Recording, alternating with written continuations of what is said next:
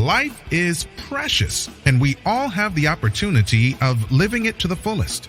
Unfortunately, so few of us know how to manage it all. How do we account for our opportunities? How do we account for our time? How do we account for our relationships, health, spirituality, homes, finances, influence, and careers? How do we account for the one life we have to live? I am so glad you asked. In this program, you will find answers to all of these questions and more. Welcome to the Account for Your Life podcast with your host, the healthy accountant himself, James. Welcome back to another episode today on the Account for Your Life podcast. The only thing that matters is this. What is that? So I was going through Proverbs 19 because that's where we are today. We're in Proverbs 19. A lot of good stuff. Man, there was a lot of good stuff in chapter 18 that I didn't even cover. I just covered the gift. And so if you're studying with me, man, there's so much to study. There's one verse that I'm highlighting today.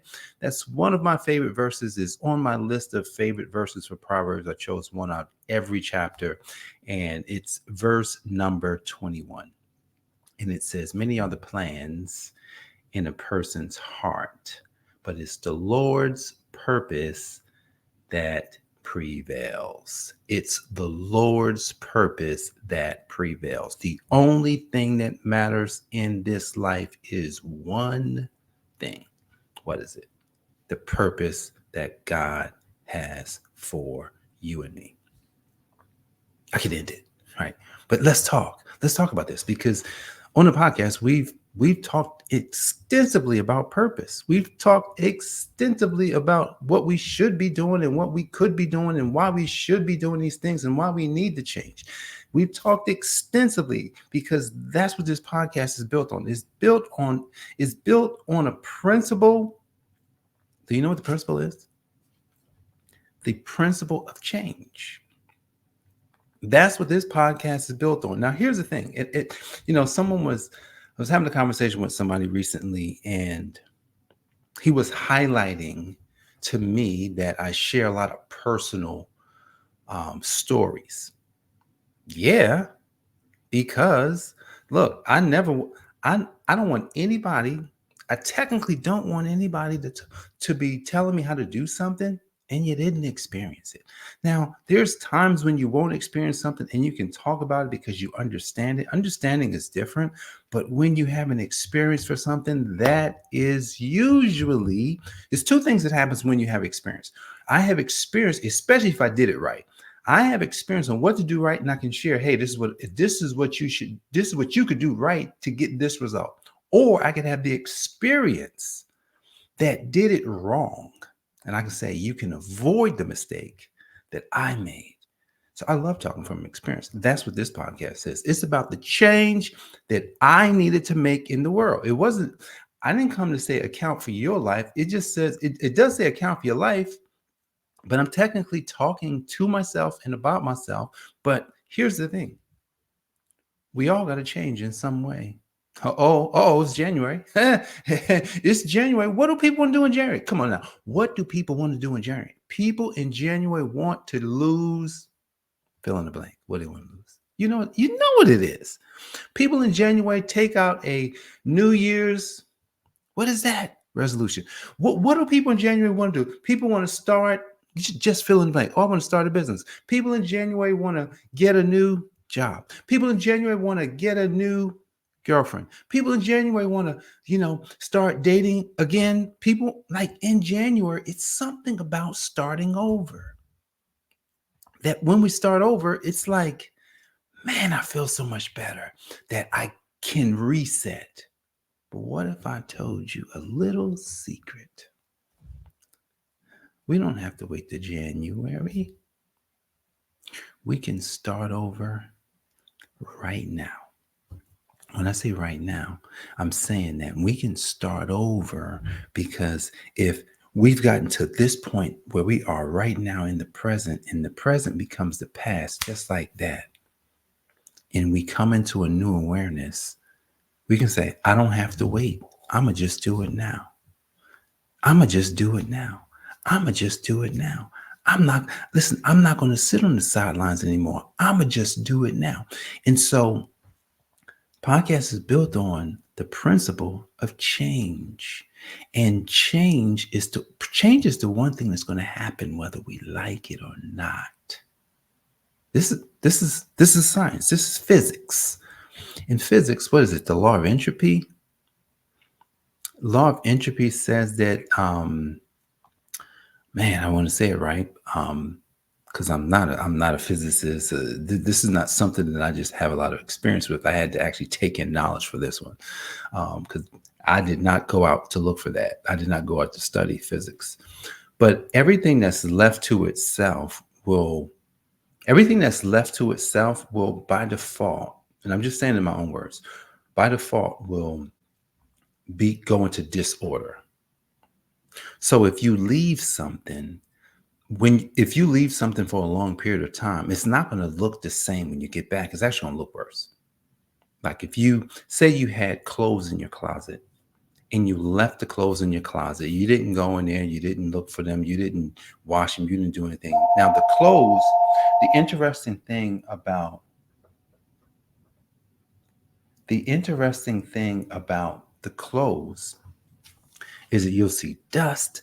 The clothes just won't be the same, just like a car. If you leave a car, I've done this before. I've got an older MDX, sits outside, and if that car doesn't drive for a decent amount of time, all of a sudden the battery won't work. Like, why would the car start? Well, you wasn't using it. So the law of entropy says that anything that is left to itself, it's just going to go into disorder. So that means that change happened even though we didn't do anything. So our bodies are going to change even if we don't exercise. How do we know? Just look at our bodies.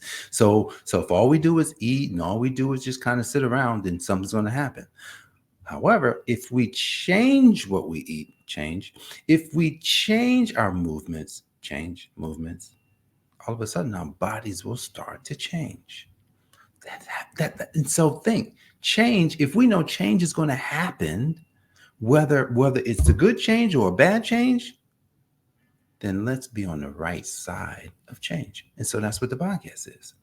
Now let's get back into Proverbs, because these Proverbs, man, look, I learned from somebody a couple years ago, and he taught me. He says, "Hey, man, the Bible has all the best content. I don't have to create any content. So technically, I'm not actually regurgitating any content." People want to keep calling, but we can't talk right now. It's like, we can't talk. But anyway, the Bible has good content. And so it says, many are the plans in the person's heart, but it's the Lord's purpose that prevails. So God gave us all a purpose from the very beginning. What was that purpose? I know what to do. What was that purpose, right? What was the purpose that God gave us from the very beginning? So if God gave us a purpose from the very beginning, did the purpose go away? No, the purpose didn't go away. The purpose is still here. It's just that the longer it takes us to discover it, like finding your purpose is with you. Like it never left you. It was always there. So finding it's not something that you have to do. We have to discover what's already there. Because God placed the purpose on our life from the moment from before we were conceived. So wait a second, let me back up. Before I was conceived, Jay, there was a purpose for my life. What do you mean by that? So here's what I mean. There's a reason for everything. And we're not even going to talk about a person right now, because we got to first understand reality. Right? I've got a bunch of things on my desk. I have this is a wireless keyboard. What is the purpose for this keyboard? When someone created it, there was a purpose. They said, well, one of the biggest purposes, we want to take the wires off of it so that someone can use it without having to connect directly to the computer. So that's one purpose. The second thing is, the main purpose is to be able to connect to a device, a computer, and you can type from this device and it goes into the computer, into the programs. So the purpose of that device is easily known. I got a cup here on my desk. Now, this cup I got from a friend of mine. She actually passed away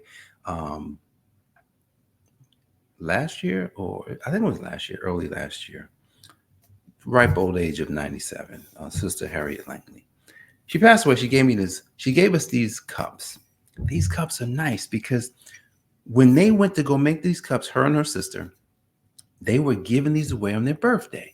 They had a major, I think it might have been a 95th birthday. I don't remember which birthday it was, but they had a birthday. And so she gave us these mugs. And the first thing she did was, let me know when you get some tea or something hot. Let me know. Call me after you do that. Okay, I don't know what's so interesting about that. Get some tea, get some coffee, put it in it, and all of a sudden it illuminates. The picture of both her and her sister show up on this mug. What is the purpose of the mug? One, to drink hot stuff. Two, the purpose that they had was that every time you drink coffee, drink tea, something hot, you would remember them. Purpose. All right, let's go back. Many are the plans in a person's heart, but it's the Lord's purpose that prevails. We know the purpose of a keyboard. We know the purpose of a mug that was given to me. But do we know the purpose of a life? How do we account for the one life we have to live? I am so glad you asked. In this program, you'll find answers to all these questions and more. The I AFYL Podcast. But we don't know what that is. How does one discover their purpose? All right, we're going to spend a couple of minutes here because all I can tell you is you just got to come back and listen to this podcast every day, or as much as you can. Purpose is one of these things that it's discovered because it's discovered because we look for it. We look. So if you don't know what it is, okay, no problem. That's not anything hard, or there's no problem with that. It's don't get upset. Oh, I don't know what the purpose of my life is. Nah. Don't worry about that. That's not. You didn't learn how to discover it, so you don't have to be upset about it. What you have to do now is say, okay, I want to know. All right, I wanted to know. You know what? I didn't want to know until after I was prompted that I had a purpose. When did that happen? I'm gonna tell you when it happened. It was 2000 and might have been 14. I think it was 14. It was either 14 or 15. I just started really getting the love for reading. I was at the very front end of this reading love, so it might have been 15. And there was a book called The Purpose-Driven Life, written by Rick Warren. It's widely sold. Millions and millions of copies of that have been sold. Now, at the time, I didn't know much about it. I don't even think I bought the book. I think somebody gave us that book. And so the book was sitting on my bookshelf. And so I looked at it one day, The Purpose-Driven Life. Picked it up, reading it, getting excited the whole way through. And I got to the end. That was the hardest part, because I got to the end. I didn't want to get to the end because I hadn't discovered it. I had not discovered my purpose. And so I get to the end and I'm almost upset because the book's ending is giving you all these questions. And I don't feel like answering all these. I just want to know. But I had to learn at that moment that sometimes you got to answer a question to find out what you want. Sometimes you got to answer a question to find out what you want. So if we answer a question, or if we go looking for an answer, then it's probable that we can find an answer. Now, sometimes we may have to sift through a couple of answers, or a few answers, before we kind of hone in on the right answer. But here's the thing. I don't think there's any wrong answers in this process. So I read the book. I was excited, but I was a little scared because I didn't know what it is, but I wanted to know. But at that moment, I knew that I was going to find it. At that moment, I knew it. I said, I'm going to find it. I'm going to discover it. I'm going to know why God created me. I'm going to know. And so I just went on the journey. I didn't say, oh, I got to know it this year. I actually stopped thinking about it, to be honest, because sometimes when you force yourself to think about something over and over, it's good in some regard, but sometimes it's not, because it could drive you crazy.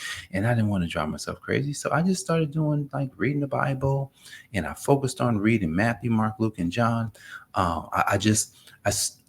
I allow myself to come out of a religious spirit, even though that's hard to come out of, be honest. Like, I've been religious and I try not to do that, but sometimes you can't help it because you've been ingrained in it. But I was really working my way out of that spirit, and it was Jesus's life that showed me something. He had a purpose. And the thing was, he knew what his purpose was from the beginning. Now, luckily for him, he had parents that knew. You see, the parents knew. Usually the parents can help us discover our purpose by telling us. Sometimes it's as simple as a name, right? A name tells you a lot of time what your purpose is. So that's why we got to be careful with naming our kids, because if you give a person the wrong name, they could wind up living up to a name that may not be good for them. Now, my parents gave me a name, Japheth Moore, no middle name. Why? I don't know, because they didn't know, but they just named, and they didn't know why they named me Japheth. But I looked it up. It's enlargement, is, opportunities. He will go far. Like, that explains part of it. But then, see, that's one part of it. Then it's the discovery of, okay, who is God in my life? Who is God in my life? Do I know him? How well do I know him? And that's where the Bible is a good tool for this. And you use the Bible to discover who God is in your life by doing the practical things in the Bible. I know you was watching the podcast. If you didn't watch the podcast, it was a few days ago when I introduced the Joshua 1:8 principle. Gotta check it out. I'm trying to remember which one that was. I can't remember which one it was, but at any rate. So I started using the Bible. So when you use the Bible, then what do you get? You get results. So the only thing that matters is what? God's purpose for your life. And when you discover God's purpose for your life, what's going to happen? Everything. All the good stuff will happen for you, because I know it. And you'll also do another thing. You will be a person that account for their life. And when you account for your life, you live in your purpose. So I appreciate you for joining me for this episode of the Account for Life podcast. It's Jay Moore, the healthy accountant, helping you to account for your life. God bless. I'll see you on the next one. Peace. Thanks for joining us, listening friends. We are so glad you invested this time with us. Always remember, you only have one life to live, so live it to the fullest. This has been the Account for Your Life podcast with your host, the healthy accountant himself, Jay Moore. Until next time, make it a great day.